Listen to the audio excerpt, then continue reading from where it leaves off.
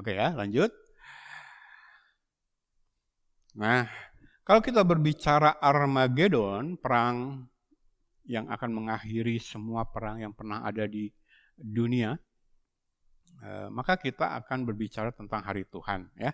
Dan dalam banyak pelajaran sebenarnya kita sudah menyinggung tentang hari Tuhan ini. Kita akan lengkapi pelajarannya, pengetahuannya tentang hari Tuhan pagi hari ini ya. Sekarang kita baca dulu poin yang pertama dari Matius 24 ayat 43. Dalam Olivet Discourse, pengajaran Yesus di Bukit Zaitun, jadi Bukit Zaitun itu memang benar-benar ground zero bagi orang Kristen ya, dalam perjalanan sejarah. Event-event penting terkait kerohanian kita itu terjadi di Bukit Zaitun. Termasuk ketika Yesus menyatakan kepada murid-murid tanda-tanda apa yang akan datang sebelum kedatangannya yang kedua ya.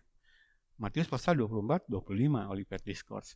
Dan ini adalah pelayanan pribadi Yesus kepada sekelompok kecil murid-murid yang mengakui eksistensinya.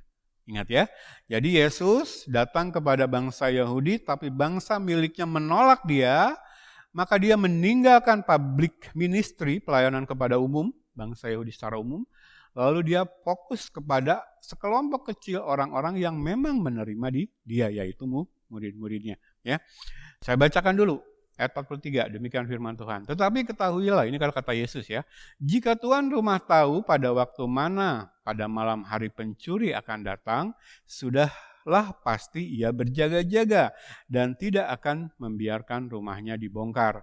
Sebab itu hendaklah kamu juga siap sedia, karena Anak Manusia datang pada saat yang tidak kamu duga, seperti pencuri tengah malam.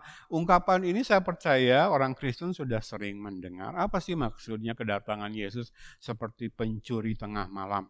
Yesus jelaskan di sini, kalau pencuri datang tidak direncanakan. Mungkin dia sudah merencanakan pencurinya. Maksudnya rencananya tidak dibukakan kepada sasarannya. Ya. Jadi kalau kita berbicara tentang hari Tuhan, kedatangan Yesus khususnya berkaitan dengan Armageddon, karena hari Tuhan tuh makna yang dimuatnya adalah penghakiman. Ya. Nanti kita lihat. Itu tidak akan bilang-bilang. Kenapa?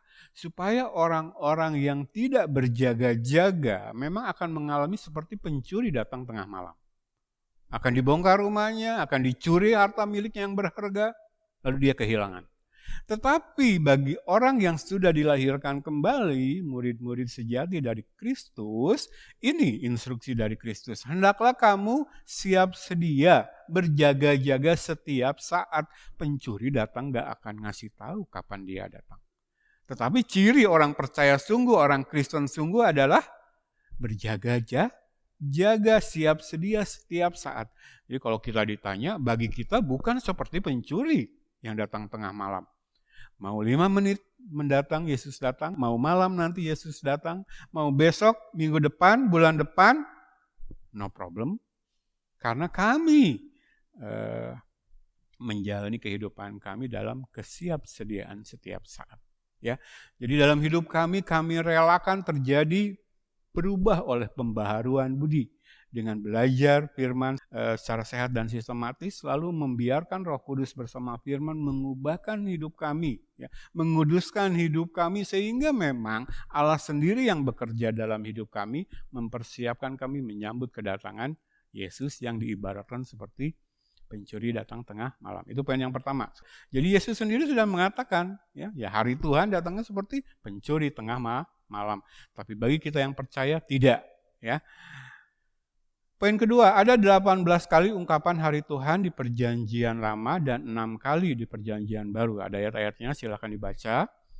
Poin ketiga, para nabi di Perjanjian Lama menggunakan ungkapan hari Tuhan untuk menggambarkan penghakiman Allah yang dekat dalam sejarah, juga yang jauh dalam peristiwa eskatologi. Jadi kalau kita baca Perjanjian Lama, ketika seorang nabi memperkatakan hari Tuhan, itu bisa menunjukkan satu penghakiman Allah di masa yang dekat.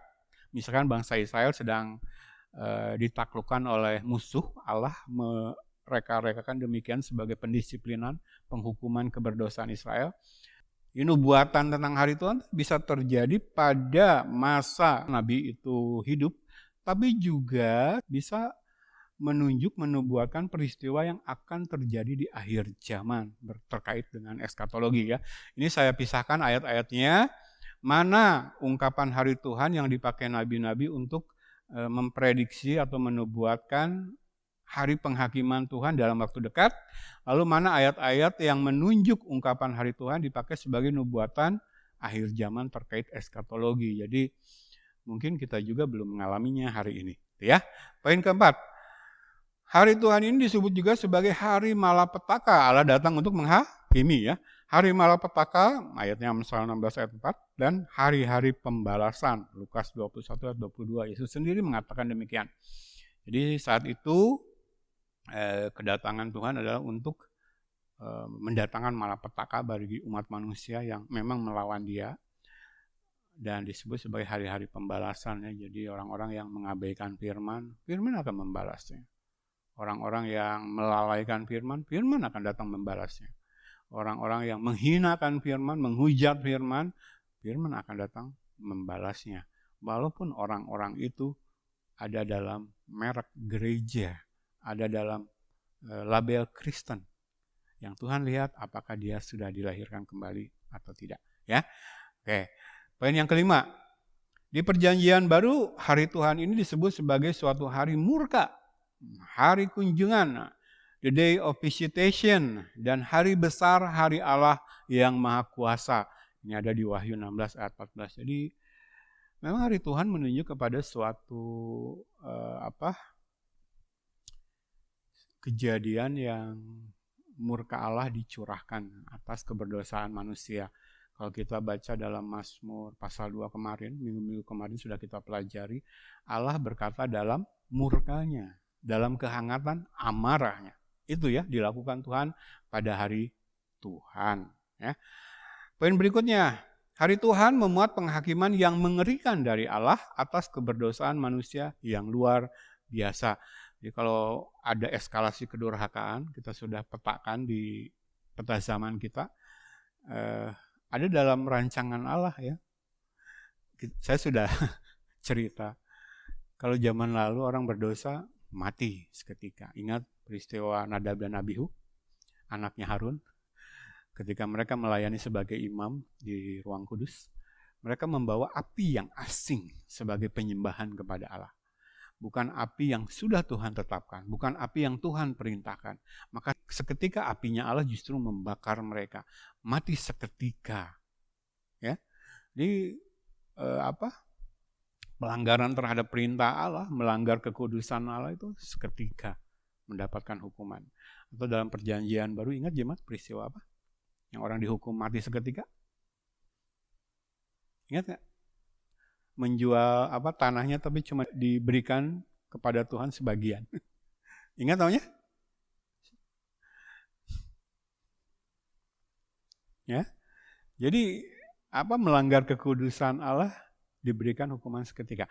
Tetapi harus saya sampaikan, mungkin jemaat sudah menangkap dari berbagai pelajaran yang saya sampaikan bahwa Tuhan tidak selalu bekerja demikian. Bahkan dalam konteks kita yang hidup di akhir zaman, benar-benar di akhir zaman, Tuhan sengaja, dalam tanda kutip ya, mengumpulkan dosa kita. Makanya Yesus katakan kedurhakaan akan semakin meningkat.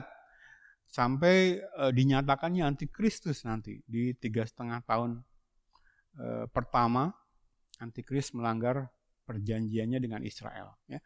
Terjadi eskalasi kedurhakaan. Artinya, kedurhakaan, apostasi, penyimpangan dari kebenaran firman yang kita lakukan sedikit ya, penyimpangannya saya sudah kasih gambarnya kan. Sudutnya kecil, Tuhan tidak langsung hukum mati. Strike with his anger, with his wrath gitu kan, mati seketika. Tidak. Tapi justru Tuhan oleh karena kasih-Nya mencoba memperingatkan. Ya, berita Injil, berita pertobatan dan pengampunan dosa diberitakan oleh hamba-hamba Tuhan yang benar, yang bukan motivasional. Tapi ketika mereka menegarkan sudut penyimpangan dari kebenaran semakin lebar dan dibiarkan, ingat, sekali lagi Allah tidak lagi bekerja langsung dihukum mati. Tapi Allah justru mendatangkan kesesatan atau kesesatan yang dikerjakan oleh antikristus, roh iblis lewat nabi-nabi palsu itu sengaja dibiarkan semakin menyerang mereka dan mereka dibutakan oleh tipu daya iblis. Kita sudah baca ayatnya dalam 2 Tesalonika. Karena mereka tidak menerima dan mengasihi kebenaran. Sehingga di ujung pada hari Tuhan datang, jadi pengumpulan dalam tanda kutip ya, kedurhakaan ini sengaja Tuhan rancangkan reka-reka untuk memastikan mereka masuk ke dalam penghukuman binasa abadi ketika hari Tuhan datang. Jadi jangan sampai kita seperti itu ya, mengeraskan hati, akhirnya hari Tuhan datang kepada kita sebagai hari malapetaka. Oke, poin yang terakhir ya, hari Tuhan di dalam peristiwa eskatologi di masa depan terbagi menjadi 2 bagian yang terpisah 1000 tahun. Ada kerajaan 1000 tahun damai yang memisahkan antara hari Tuhan bagian pertama dan hari Tuhan bagian yang kedua. Nanti ya, di akhir sejarah kita manusia. Yang pertama pada akhir 7 tahun masa aniaya, ini ya ditulis dalam Wahyu pasal 9, dan yang kedua pada akhir millennial kingdom, ditulis dalam Wahyu pasal 20 ketika iblis yang dipenjara selama 1000 tahun dalam berlangsungnya kerajaan 1000 tahun damai dilepaskan di akhir masa kerajaan 1000 tahun damai. Kita sudah lihat petanya.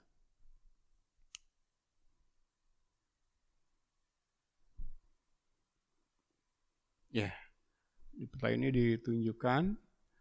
Jadi kalau kita berbicara hari Tuhan seperti pencuri, ini menuju ke 2 peristiwa yang dipisahkan oleh 1000 tahun. Ini terjadi di akhir masa aniaya 7 tahun ya. Akhir masa pemerintahan antikris karena dia dikalahkan oleh penunggang kuda putih dalam Wahyu pasal 19, Yesus Kristus. Di sini hari Tuhan, di mana antikristus, nabi palsu dan pengikut-pengikutnya Tuhan berikan malapetaka kepada mereka ya. Antikristus binatang itu dan nabi palsu dilempar hidup-hidup ke lautan api, sedangkan pengikut-pengikutnya dibunuh oleh pedang yang keluar dari mulut penunggang kuda. Lalu hari Tuhan yang kedua di sini, ketika di sini Tuhan izinkan muncul atau lahir keturunan yang juga memberontak kepada Allah.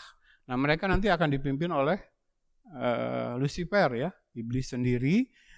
Ketika dilepaskan dari penjaranya, memimpin mereka untuk diizinkan Tuhan mengadakan pemberontakan terakhir, lalu Tuhan tumpas, Tuhan binasakan. Nanti yang dibinasakan di sini manusia-manusia yang menolak Yesus, mengabaikan dan melalaikan firman, menghujat firman, akan dibangkitkan dalam kebangkitan tipe atau jenis yang kedua, kebangkitan orang yang tidak percaya untuk dihadapkan ke tahta putih. Lalu mereka dilempar ke lautan api. Itulah hari Tuhan ya, terbagi 2. Nah, saya mau kasih lihat ayat atau teks Alkitab yang membedakan keduanya. Ini hari Tuhan yang pertama ya, yang terjadi di akhir masa aniaya 7 tahun. Ditulis dalam 1 Tesalonika pasal 5 ayat 1 sampai 5. Saya bacakan. Tetapi tentang zaman dan masa, saudara-saudara tidak perlu dituliskan kepadamu. Karena kamu sendiri tahu benar-benar bahwa hari Tuhan datang seperti pencuri pada malam. Apabila mereka mengatakan semuanya damai dan aman, maka tiba-tiba mereka ditimpa oleh kebinasaan seperti seorang perempuan yang hamil ditimpa oleh sakit bersalin. Mereka ini siapa? Mereka yang tidak percaya, yang menolak Yesus, yang menghujat firman. Mereka pasti tidak akan luput. Ayat yang keempat, saya kasih tanda rapture. Jadi di teks Alkitab ini, hari Tuhan yang datang seperti pencuri ini yang pertama ya di akhir masa aniaya 7 tahun. Tandanya adalah di teks Alkitab ini ada diterangkan tentang rapture atau pengangkatan gereja Tuhan. Ayat keempat, tetapi kamu, nah tadi mereka ya yang tidak percaya, kamu yang percaya, orang Kristen sungguh-sungguh, saudara-saudara, kamu tidak hidup di dalam kegelapan, sehingga hari itu tiba-tiba mendatangi kamu seperti pencuri. Karena kamu semua adalah anak-anak terang dan anak-anak siang. Kita bukanlah orang-orang malam atau orang-orang kegelapan. Jadi ada orang-orang malam, ada orang-orang siang, ada orang-orang kegelapan, ada orang-orang terang. Kita di sini gereja Tuhan yang benar, bukan Kristen abal-abal, ada di sini. Ini yang akan mengalami rapture. Bagi kelompok ini, bagi kita, hari Tuhan tidak datang seperti pencuri. Karena seperti saya katakan tadi, kita mengikuti nasihat Yesus. Siap sedia setiap saat. Beri dirimu diubah oleh pembaharuan budi setiap saat dalam pengajaran firman yang sehat dan sistematis. Ya, beri dirimu dikuduskan oleh kuasa Roh Kudus dan kebenaran firman. Maka bagi kita, kapan saja, di mana saja, hari Tuhan datang bagi kita adalah anugerah. Kerinduan kita dibayar lunas, bertemu dengan Raja kita, Juru Selamat kita, Tuhan kita. Jadi tandanya raptured ya, untuk kedatangan hari Tuhan yang pertama di akhir masa aniaya 7 tahun. Nah, tentang rapture, keterangannya di 1 Tesalonika pasal yang keempat. Mundur satu pasal ya, yang di bawah. Saya akan bacakan. Mulai ayat 15. Ini kami katakan kepadamu dengan firman Tuhan, kita yang hidup yang masih tinggal sampai kedatangan Tuhan, sekali-kali tidak akan mendahului mereka yang telah meninggal.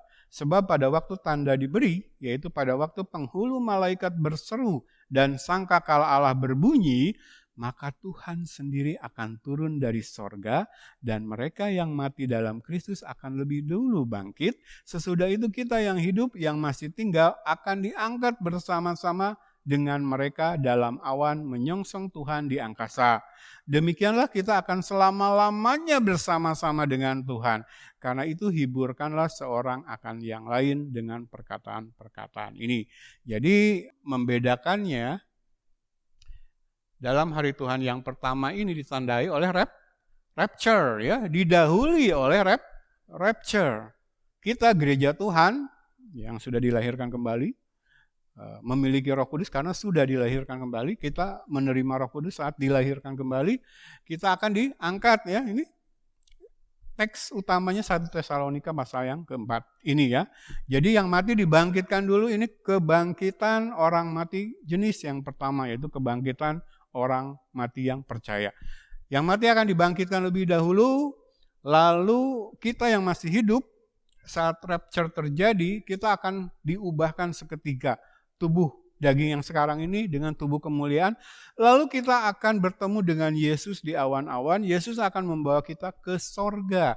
Jadi pada kedatangan yang ini Yesus tidak menjejakkan kakinya di bumi. Ya, baru pada Armageddon, Wahyu pasal 19, Yesus akan menjejakkan kakinya di bumi, ya, yaitu di Bukit Zaitun. Ya. Tapi ini kita bertemu di awan-awan. Jadi hari Tuhan bagi kita, waduh, kita sudah rapture duluan. Makanya kalau kita mendengar kata hari Tuhan, waduh, sukacita luar biasa kan? Bertemu dengan Tuhan, dengan kekasih hati kita, yang memang kita nanti-nantikan kedatangannya. Ya.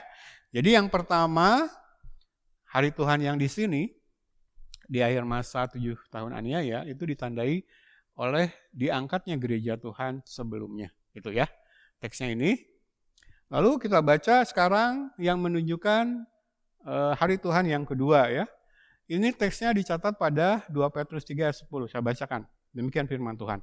Tetapi hari Tuhan akan tiba seperti pencuri. Nah, ini tandanya kalau tadi rapture, sekarang tandanya kiamat ya. Berakhirnya keberadaan bumi yang kita tinggali sekarang. Kita baca. Pada hari itu langit akan lenyap dengan gemuruh yang dahsyat dan unsur-unsur dunia akan hangus dalam nyala api dan bumi dan segala yang ada di atasnya akan hilang lenyap. Jadi jika segala sesuatu ini akan hancur secara demikian, betapa suci dan salehnya kamu harus hidup. Yaitu kamu yang menantikan dan mempercepat kedatangan hari Allah. Pada hari itu langit akan binasa dalam api dan unsur-unsur dunia akan hancur karena nyalanya. Jadi kalau kita baca peristiwa penciptaan Kejadian 1 ayat 1, pada mulanya Allah menciptakan langit dan bumi dengan unsur-unsur yang menyusunnya. Pada waktu SMA kita belajar tabel periodik kan, memuat semua unsur-unsur yang kita kenal yang ada di bumi. Ya, ada O oksigen, H hidrogen, Au aurum gitu kan, dan lain-lain. Nah, dikatakan ketika langit dan bumi ini lenyap nanti, kiamat kita sebut, orang dunia sebut kiamat, maka itu lenyap dalam nyala api beserta unsur-unsurnya. Coba jemaat renungkan satu realitas luar biasa, belum tertampung oleh otak kita, tapi akan terjadi nanti. Jadi ketika kita diberikan tubuh kemuliaan, kita diberikan tubuh yang matching dengan langit baru, dunia baru. Yang akan menggantikan bumi lama, langit lama, yang akan hancur dalam gemuruh yang dahsyat oleh nyala api yang unsur-unsurnya Tuhan hilangkan semua. Jadi ketika Tuhan menciptakan dalam Kejadian 1 ayat 1, pada mulanya Allah menciptakan langit dan bumi. Ada unsur-unsur yang menyusunnya. Nah pada waktu nanti lenyap, bumi yang kita tinggali sekarang akan lenyap beserta unsur-unsurnya. Artinya langit dan bumi baru, juga tubuh kemuliaan kita yang matching dengannya, itu unsur-unsur yang menyusunnya sudah sangat beda dengan yang sekarang. Ya. Ini kemuliaan yang bisa kita bayangkan, belum kita alami, tapi Alkitab sudah menjelaskan ini. Jadi tubuh kemuliaan kita, tubuh baru kita saat kita mengalami rapture tadi, ya saya tampilkan ayatnya dulu, gambarnya maksud saya, ketika kita diangkat, itu bukan terdiri dari unsur-unsur yang kita kenal dalam tabel periodik sekarang, yang kita belajar dalam pelajaran kimia waktu SMA ya. Tubuh kita kan karbon base, berbasiskan karbon C yang sekarang kita miliki. Tapi tubuh kemuliaan tidak begitu lagi. Kita nggak tahu unsurnya seperti apa, langit dan bumi baru nanti seperti apa, tubuh kemuliaan kita seperti apa. Tetapi tubuh kemuliaan yang akan kita peroleh dalam kebangkitan kita, kalau yang sudah mati, yang hidup diubahkan, itu akan memiliki tubuh yang Yesus terima ketika dia bangkit dari kematiannya. Karena Yesus ketika bangkit, dia adalah yang sulung. Ya, yang dibangkitkan dari kematian, akan mengikuti orang-orang atau manusia-manusia lain. Nah bagi kita yang percaya, kita adik-adiknya Yesus dalam tanda kutip ya, secara rohani yang dibangkitkan dari kematian, lalu kepada kita dikenakan tubuh kemuliaan yang sama dengan tubuh kemuliaan yang Yesus terima ketika dia bangkit dari kematian. Nah, kita bayangkan, kita tahu dari cerita Alkitab bagaimana tubuh kebangkitan Yesus.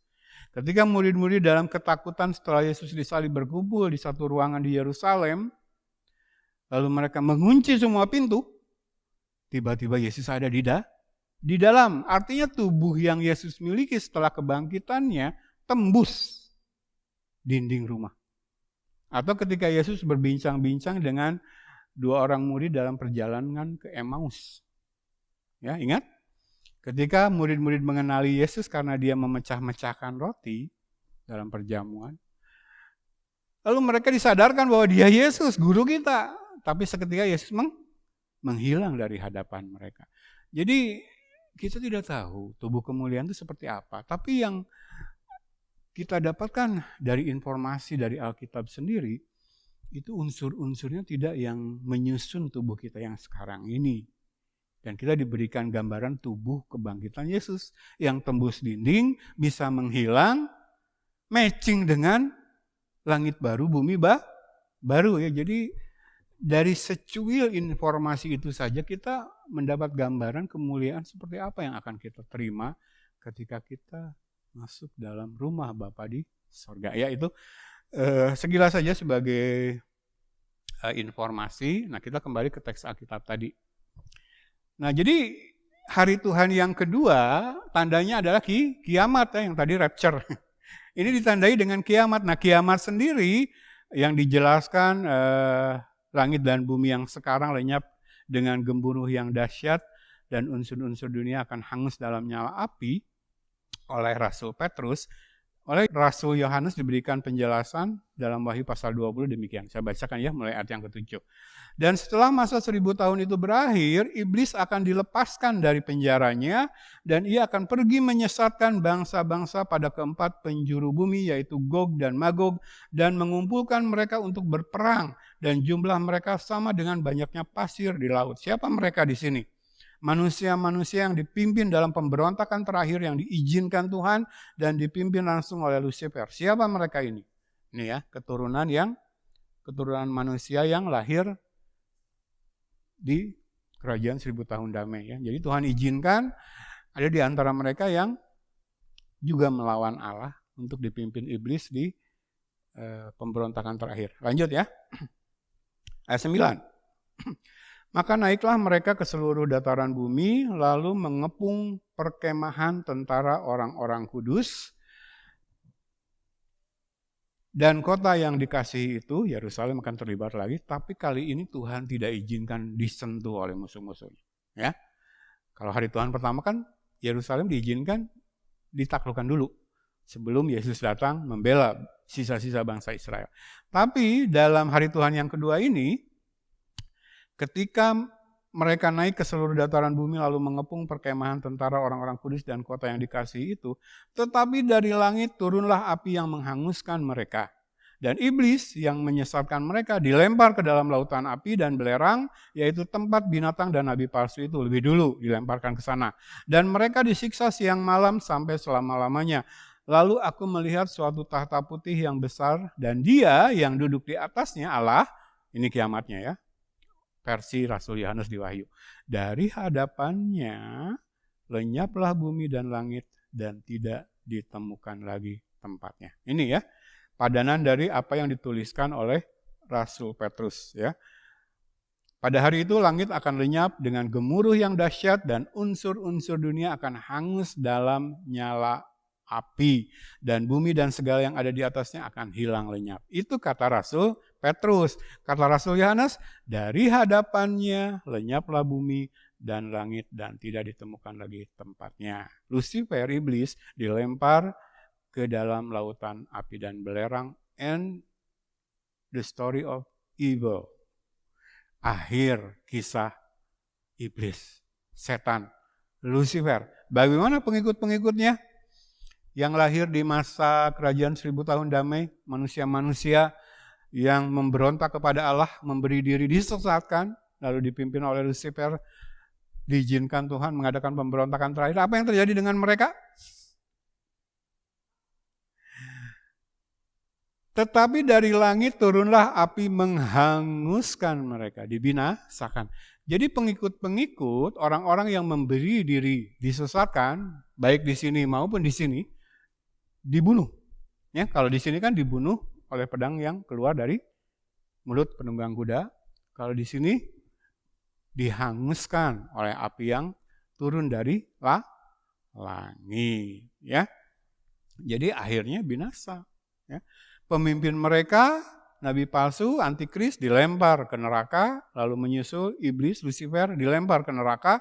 Manusia-manusia yang memberi diri disesatkan, dipimpin untuk memberontak kepada Allah, dibinasakan. Ya. Nah, di sini dibinasakan, di sini dibinasakan, tapi kemudian di sini dibangkitkan. Yang mati-mati itu manusia yang tidak percaya dibangkitkan. Bahkan dari segala zaman.